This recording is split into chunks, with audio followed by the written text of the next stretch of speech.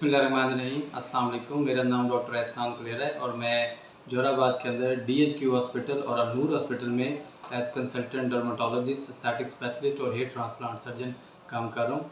मैं यहाँ पे 3 साल से काम कर रहा हूँ और हमारे इस सेंटर पे अल-नूर हॉस्पिटल के अंदर तमाम तरह की स्किन, एस्थेटिक और कॉस्मेटोलॉजी की सहूलियात मौजूद हैं, जिसमें तमाम तरह के lasers, whitening injections, hair transplant और बोटॉक्स, फिलर्स और इसके अलावा और फेशियल्स वगैरह अवेलेबल हैं।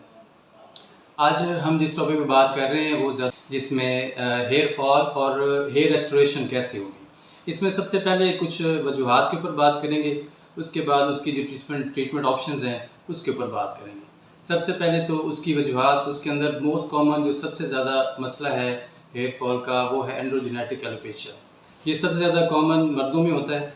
ये इसके अंदर एंड्रोजन्स और जेनेटिक फैक्टर इन्वॉल्व होता है। उसमें बाल गिरने शुरू हो जाते हैं, अर्ली स्टेजेस पे बाल गिरना शुरू हो जाते हैं और फिर ग्रेजुअली वो बाल जो हैं वो गिरते जाते हैं और सर के ऊपर जगह खाली हो जाती है। इसके अलावा दूसरी कई वजूहात है, जिसमें एक सेबोरिक डर्मेटाइटिस है, जिसमें डेंड्रफ ये बहुत कॉमन मसला है, उसकी वजह से बाल गिरते हैं।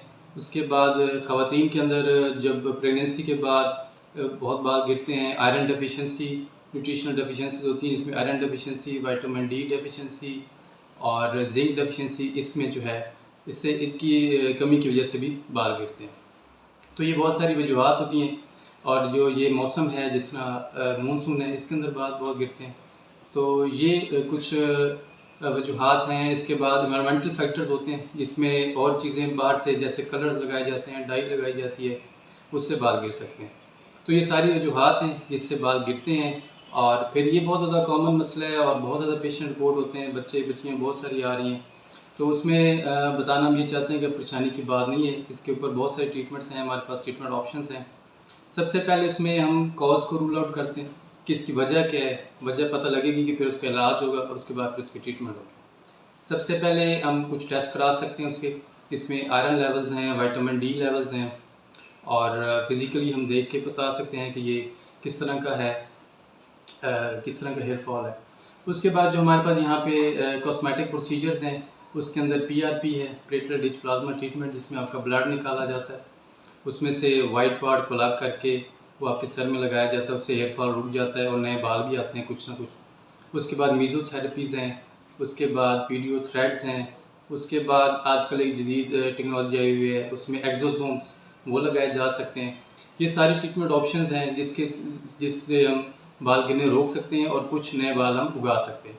उसके बाद अगर किसी का ज़्यादा बाल गिर जाए, जिसका जो इन ट्रीटमेंट से ना हो सके, उसके लिए फिर हमारे पास हेयर ट्रांसप्लांट हमारे पास यहाँ पे हो रहा है और अल्हम्दुलिल्लाह हम मोर देन 50 ट्रांसप्लांट कर चुके हैं।